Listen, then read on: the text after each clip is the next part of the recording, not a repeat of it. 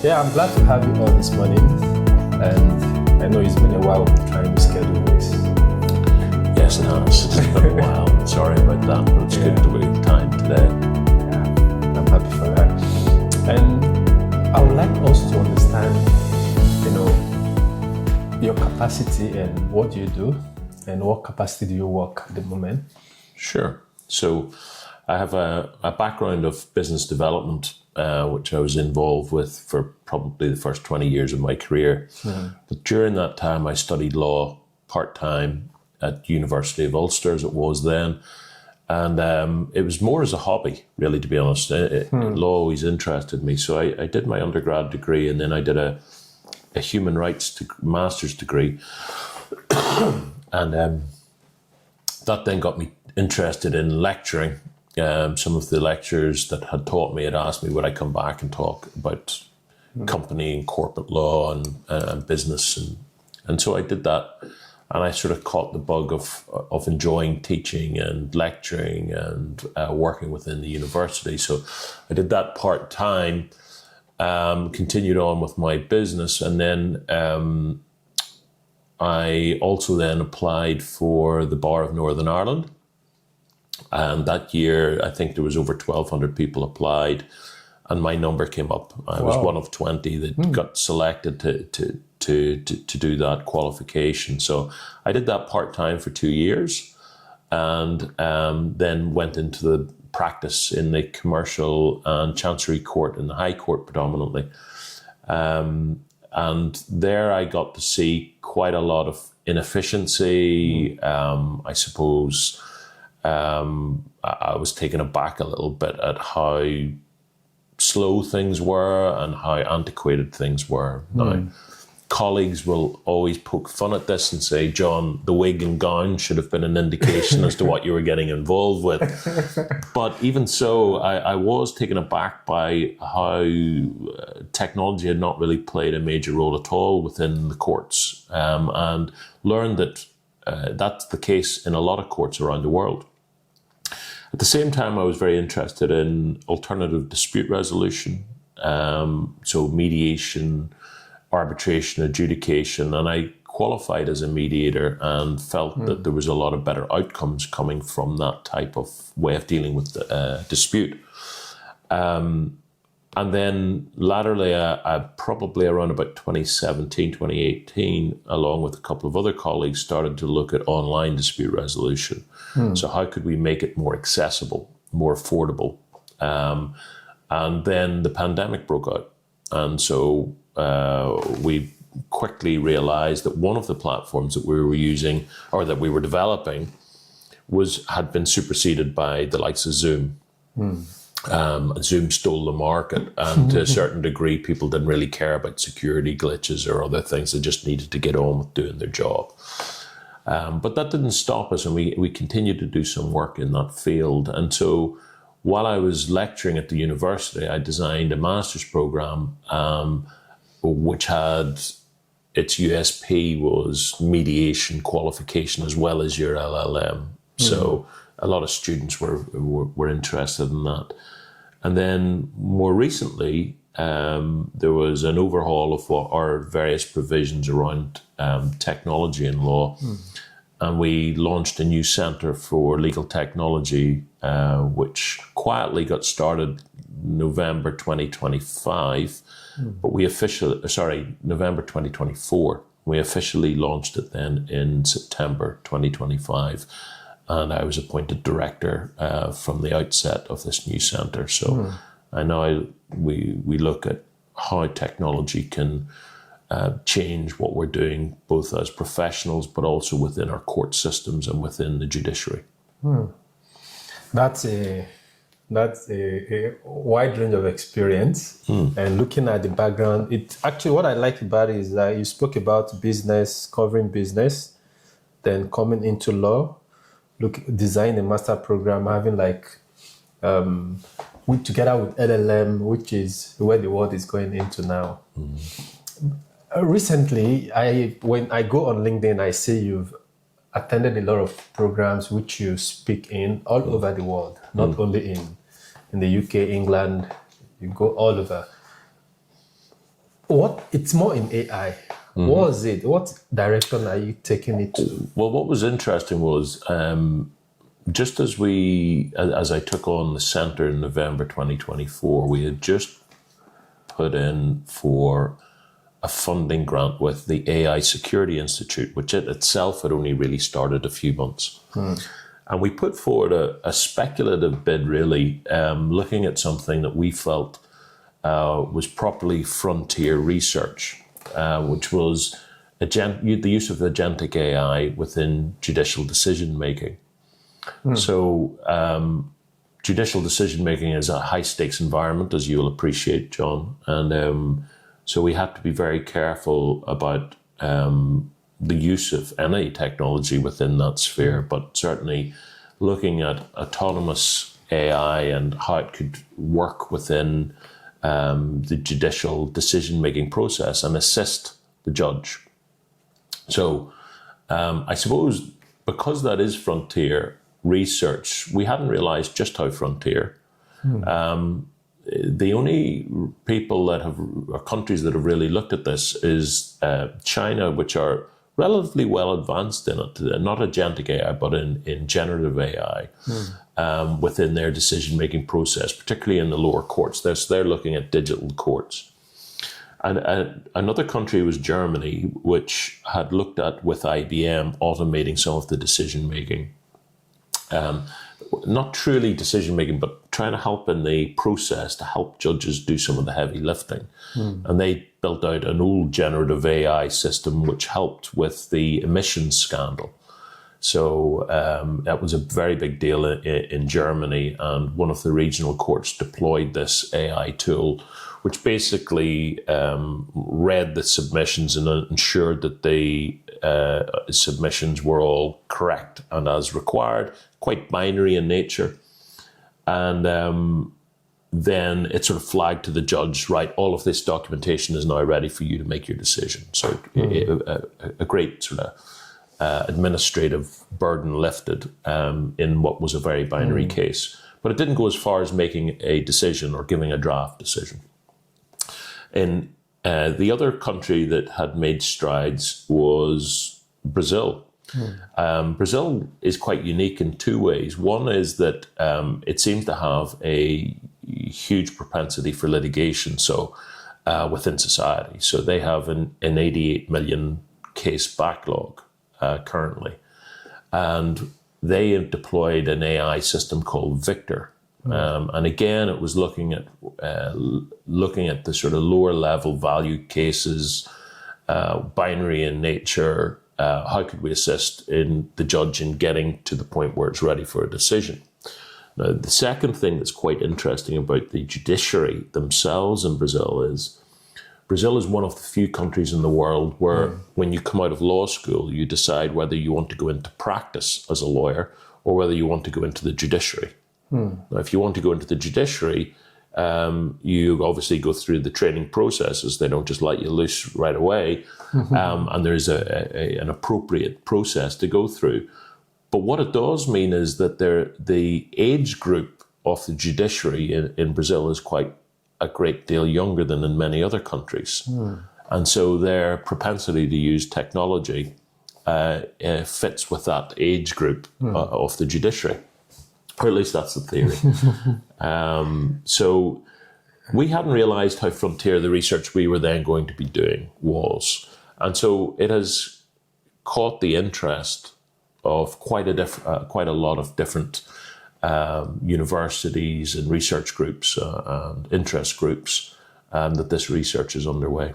You know, while you were talking also, I can see a wide scope, range of knowledge in terms of the use of this AI, especially, I spoke about judiciary. I'm so interested in judiciary because as an empathy, I advocate empathy a lot. Okay. I'm an empathy coach. I have a lot of stuff I've done with empathy. I've designed platforms with empathy, and this emanates from my experience, my background as an agile coach, and also my background as personal experience too has helped me to design this, understanding that people need it. it's a must we incorporate it. But how we incorporate it depends on the subject matter expert, like Right. you are in your field. But now, how do you think we can incorporate empathy, looking at a system, judicial system, which in your front you have backlog? I don't know how, if that's how it works. You correct me. In judging, a judge has to make a decision. He has a lot of materials to look into. Yeah. It has a lot of, it's to make a decision at that stage is something that somebody that has maybe just one experience want to interpret, you making instantaneous decision. You have to, I don't know how they make their decision as judges. But do you think empathy is something that can be incorporated into the legal system? Yeah. Like some of the tools you guys are building at the moment. Yeah. Yeah. This is a really interesting topic of discussion at the moment, because if you're going to deploy AI, AI doesn't of itself have empathy and life experience. It relies on being told what to do. But then the question is, to what extent is that desirable? It's what we have at the moment because we've got human judges. But to what extent is that human experience desirable, and to what extent would you rather just have the law applied? And for that, we can actually look back in history. So if you look at the basis of the common law, if we take it right back, we had the merging of the common courts, if you like, with the principle of equity. And equity works a little bit like empathy in that it's meant to ensure that you don't just apply the law, but you make sure that justice is seen to be done, so that the outcome in the whole is a just outcome with application to the law. And that's where the jurisdiction of the court, or where the judge has a certain sort of parameter to decide, well, okay, yes, I'm going to apply the law in this way because that's the just thing to do in this case. Now, to teach a machine to do that is very difficult. And we are, it'll be years of research really to get it fine-tuned to a point where we would feel happy with that. But there again, it raises other questions. To what extent do we want the human element within decision-making? Because that also has its problems. We talk about the black box of AI. We need to understand how it's doing things. To what extent is it explainable, transparent, trustworthy, all of those good things that we accept from our human judges. However, nobody really talks about the fact that human judges are the biggest black box themselves. We as humans are black boxes because we hold things back. We don't always express everything that we're thinking. True. And that's very much the case within the judgment that the judge will hand down. It doesn't necessarily capture the fact that the judge felt that the evidence was unreliable, or the oral evidence of one of the experts was unreliable for whatever reason, or the judge didn't really like the way that one of the witnesses responded to counsel, and it felt that certain things might have been being held back. Well, that may never make it into the judgment, yet it was all part of what was in the mind of the judge when they reached their decision. So it's subconsciously. Yes, exactly. So we have lots of training, of course, around EDI and about subconscious bias and how to try to guard against it. But the very fact that we have to do that training with humans tells you that that's an issue. So likewise, when we went to do this project with ASSE, we went back to the AI Security Institute. We went into an arrangement with Cambridge University, who have a Cambridge Law Corpus, headed up by Professor Stafik. And they very generously allowed us access to that for research purposes. And they digitized all the decisions in England and Wales going back 500 years. So you think, wow, that's great. That's such a database to have for us to use and to be able to train and look at how you train an AI model to act like a human. The big problem with that is, how far do you go back? So if you go back 500 years ago, you will probably have a judge from the High Court who came from a privileged background, and because of that privileged background was able to sit as a judge. But, you know, what was their attitude to women? What was their attitude to people of colour? Was their family wealth created by plantations in which they had slaves? And is that decision-making something that you want to replicate within AI? We would argue, no, it's not. That's not the sort of qualities that you really want.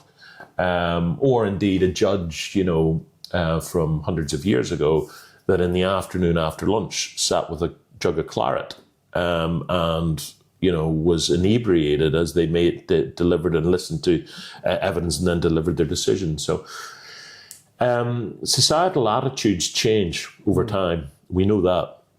And what's interesting for us is to try and understand how societal attitude to AI in judicial decision-making will develop. So we talked earlier on about the backlog in Brazil. Brazil, yeah. And I think I mentioned this to you before. You know, if you go into court and lodge your papers today, you're getting a ticket that says it's 88 million and something. Yeah. You know, and the person behind you's got the same problem. And what we're finding in Brazil is that, you know, it can take up to 20 years to get your case heard. Are you going to be alive? Is it going to be possible for you to attend? Is it possible for you to clear your name if you've been accused of something wrongly? We have got cases over there, like recently I heard about a rape case being turfed out of court. And the reason for it was when they got into prepare for the hearing, it had been 17 years since the rape had occurred. And the accused, the lawyers for the accused, decided to not accept the state's evidence. And they contended that the state's evidence wasn't correct and asked for the DNA to be re-examined. But the DNA had spoiled over those 17 years. Yeah. And so the case is turfed out. So then you've got to look at, well, okay, hold on a minute now. Let's just pause, because we already know that rape cases have a very, very poor conviction rate. Okay? The chances of catching somebody, first of all, is small. The fact of getting it before the court for prosecution purposes is small. And then if you know, perpetrators know within society that, well, I might never get caught. If I do, it's going to take nearly 20 years to get it to court. And when we get it to court, I'll get a clever lawyer to just turf it out on the basis that we're, not accepting state's evidence. Well, then the problem is the fabric of society starts to break down, because you're never going to get caught. If you don't believe you're ever going to get caught, then the law doesn't matter. Of course. So, you know, so these issues are really quite deep issues. And the more that you delve into them, the more you realize that actually what we need to do is to try and assist the jury, or sorry, the judges, the judiciary, with the job that they have. Of course, if we're going to deploy technology, we need to ensure that that is appropriate technology, that it's secure, that it's transparent. And then we need to help society understand what that rule is and why it's acceptable and how it can be trustworthy. Yeah. So there's a huge amount. I suppose we've been involved with this for about 12, 15 months. And the more we delve into it, the more we realize more research is needed. It's so interesting that AI has to cover actually holistically. There's no limit to every aspect of the judicial system which requires it. And what I like, again, with what you've said is the fact that as much as empathy is important, yes, it also has to be put in check. Yeah. which is something in my book on empathy, is the last part of it. The last chapter is how can we keep empathy in check? And if we don't put it in check, we miss a lot of things. Yeah. People will take advantage of the system, like you also said. Yeah. The case has been there for 15 years. Yeah. So, and you made mention of something earlier while we're talking about, okay, don't let me go there yet. But now I want to look at, can we look at this? In some countries at the moment, the judicial system, I'm not going to say it's corrupt, but I'm going to use the word that they have been, they've been, it's what they use, but they don't do it properly. Okay. There are issues. Yeah. There are issues. You see that the state government, they kind of get involved in the executives kind of get involved in the judicial system. Okay. A state like that, we have a lot of them, like where I come from, like in Nigeria, it's like that. And you realize that people would rather have issues in countries like this than to have issues in their country like in Nigeria, because they believe that if you have issues here, the justice system, you're going to get the right decision. Right. Okay. So having faith in the judicial system. Yes. Yeah. How can you ensure that? In those countries like that, like in how do you think they can improve their system? Yeah, there is there is an argument that technology can help with that as well. So as well as speeding up the process and therefore helping with the backlog, that you raise the standards of judicial officers in any given country, actually. Where you have to, and you achieve that by not only through training, which is ongoing anyway, but through the use of technology. So the likes of the tool that we're trying to develop out is trying to give a draft decision.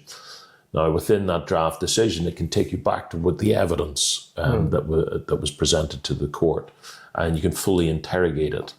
You can use none of it. You can use some of it. It depends on the judicial officer. So I suppose where you have something like that, then everybody's working to the same standard, aren't they? Yes. And so that could assist. Where you have to guard against is that you're not taking away the jurisdiction of the judge or the jurisdiction of the court. Because then what you're suggesting actually is prone to being abused.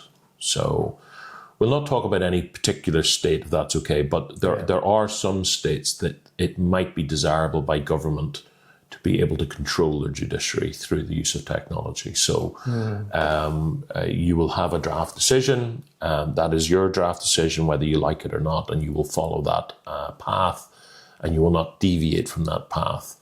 So do you get a standardization? Yes, but who's in control of it? So, the pillars of society in a democracy are meant to be that you have separation of powers. Now, we've seen that increasingly being challenged, even in what you would have considered to be states that were the bastion of democracy and fought hard for that democracy. But yet, when we look at it, even in some of those countries, we see interference from government within the judicial role. Which isn't desirable, really. If you want people to have trust in your judiciary, then there needs to be that separation of power, and that that the judges aren't being lent upon by government or some other political interference from allowing them to do what they know they should be doing and what's just. That's a good one, because it's subject in which I think in some countries they wouldn't want to think that direction, Yeah. But I'm happy that you've been looking at that, and the truth is that you have been spearheading that, and you've been in the LLM thing for a very long time. I think even before people start getting used to it. It's only recently that a lot of people started using LLM recently, but your research has started before people started using it, which allows you to understand the logic that it runs on. So one more thing I'm looking at, I would like to get your idea on is, if you look at the emotional intelligence of the AI tool, what can it be based on? A very good example is when you look at the Plutchik Wheels of Emotions, which incorporate the 4 basic elements of emotions, which leads to so many others. Yes. I feel it's just like it has a design which can be incorporated into any system, anything. But do we think it can assist for the system to include a kind of empathy into it, understanding how human feels? Well, I think what we've got to remember, there's one professor that I follow quite closely over in the States, and he continually refers to AI as being in the dial-up stage. Now, if we can just think back, 15, 20 years ago when we had dial-up, how painful that was and how pathetic it is really by today's comparison of how we do business and how we use the internet and our phones and connectivity. That's where we're at with AI. So really we can build the structures, which is happening, of course. Then you have to look at, well, where does this land? What are the use cases for this, right? And so that's where the research is just entering into now, is, well, what are the use cases? And so there's big emphasis within research circles in looking at interdisciplinary approach to AI research, ours being an example of one. So why I raise that is I don't think we truly know what AI is actually capable of at this stage.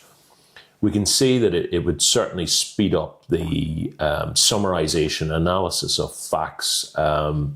It can certainly draft a decision for the judiciary, but only with the human heavily in the loop. So you hear this in circles all the time, of human in the loop. We're talking about meaningfully in the loop. The human in the loop is required. Where the likes of the AI Security Institute and the likes of Anthropic and other organizations are more concerned about is the speed at which AI is developing. Yeah. How do we ensure that the safeguards are in place when the human in the loop is no longer useful? Yeah.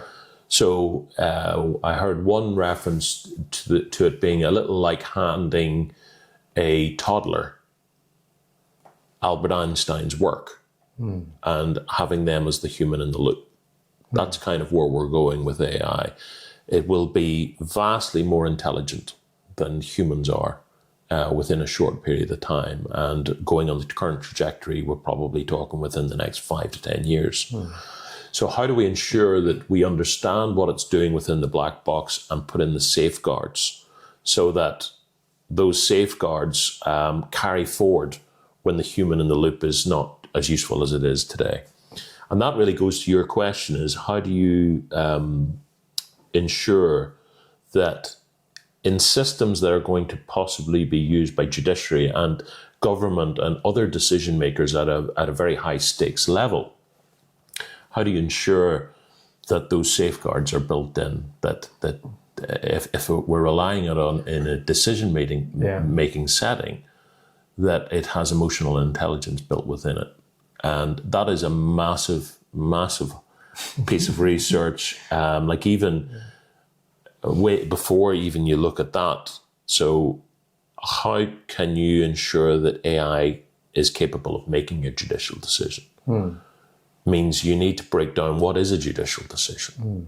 And that's like a moving target and hard to understand and break down. It's something we're working on at the moment. But it is difficult because what AI really wants is a computational breakdown of the decision. So is it 10% empathy?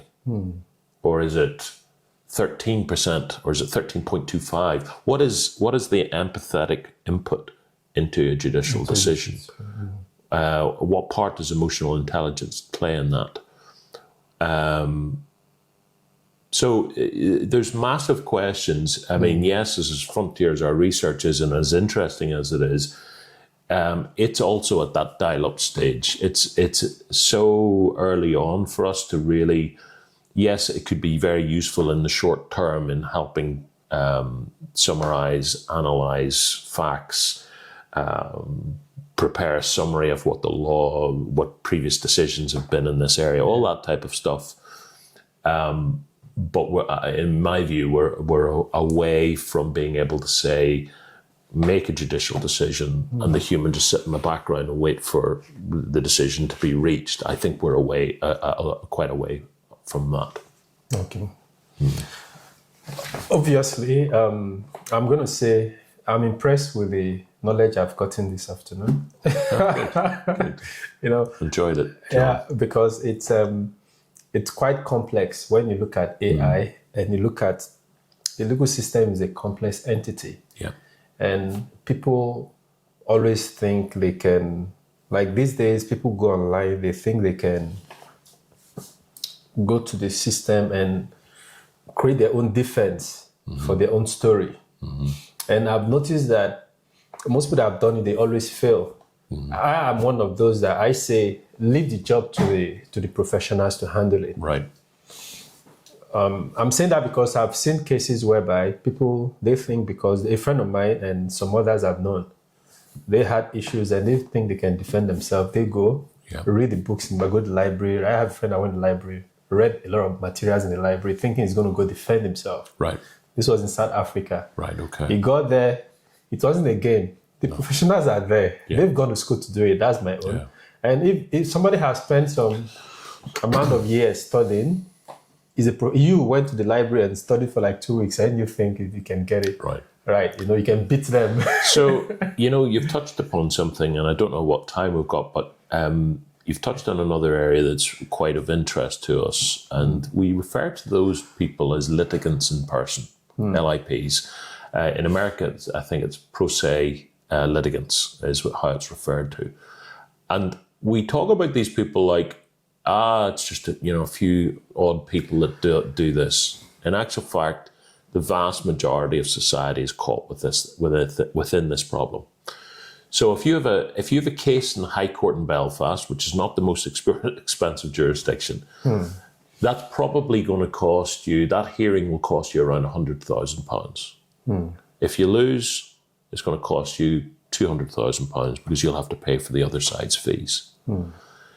That starts to get into a very expensive game that most people can't get involved in. So they're left with two choices. One, that they just walk away because they know that they don't have deep enough pockets to see it through. Or secondly, that they try and tool up in some shape or form themselves, as you've described, and to try and fight their corner. Just simply because they can't afford the access to the courts. So I talk to my students about the courts being a little bit like designing a Rolls Royce. It's beautiful, it's luxury, it's the very best. It's a beautiful thing to look at. The problem with the Rolls Royce judicial system that we have is most people can't afford to put the fuel in it to run, including government. So if you're in society and you're in the bottom earning of society, bottom 20%, say, or on benefits, you're probably going to get this type of representation that the government will pay for you on your behalf, which is great. You've got access to justice. If you're very rich in the top 10% of society financially, then equally you'll get the very best of counsel, very learned legal professionals.